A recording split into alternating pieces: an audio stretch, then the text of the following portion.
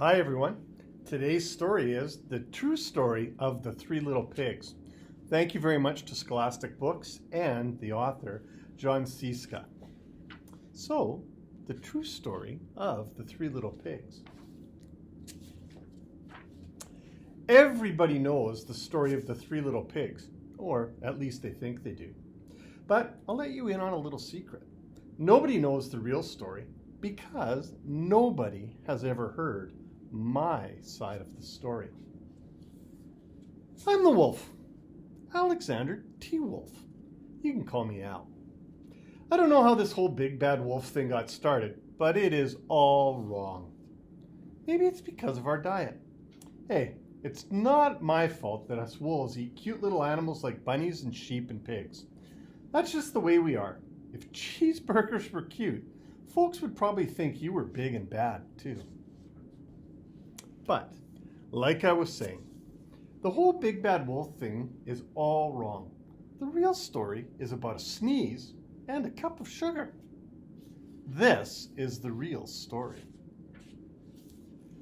Way back in Once Upon a Time, I was making a birthday cake for my dear old granny. I had a terrible sneezing cold.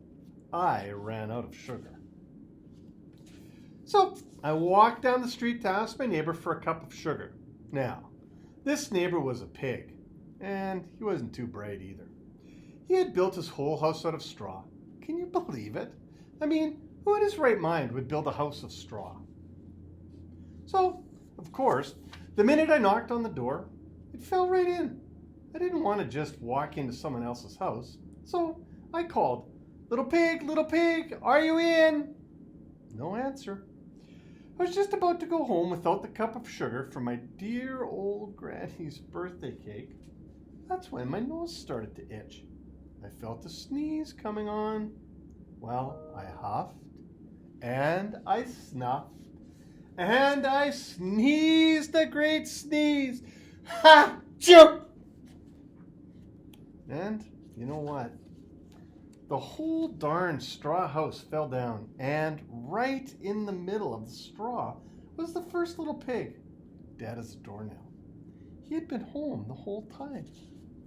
It seemed like a shame to leave a perfectly good ham dinner just lying there in the straw, so I ate it up. Think of it as a big cheeseburger just lying there. I was feeling a little bitter, but I still didn't have my cup of sugar. So I went to the next neighbor's house. The neighbor was the first little pig's brother. He was a little smarter, but not much. He had built his house of sticks. I rang the bell on the stick house. Nobody answered. I called, Mr. Pig, are you in?"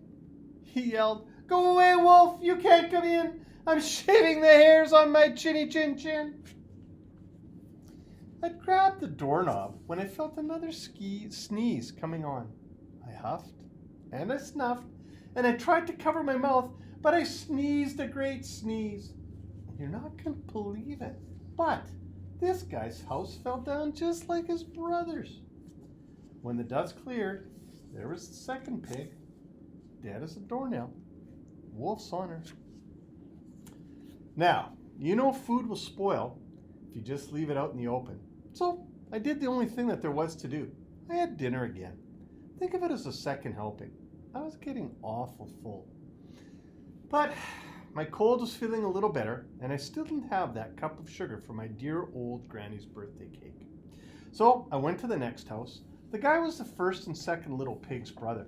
He must have been the brains of the family. He had built his house of bricks. I knocked on the brick house. No answer. I called, Mr. Pig, are you in?" And do you know what that rude little porker answered? "Get out of here, wolf. Don't bother me again." Talk about impolite. He probably had a whole sack full of sugar, and he wouldn't give me even one little cup for my dear, sweet old granny's birthday cake. What a pig. I was just about to go home and maybe make a nice birthday card instead of a cake when I felt my cold coming on. I huffed, and I snuffed, and I sneezed once again. Then the third little pig yelled, "And your old granny can sit on a pin."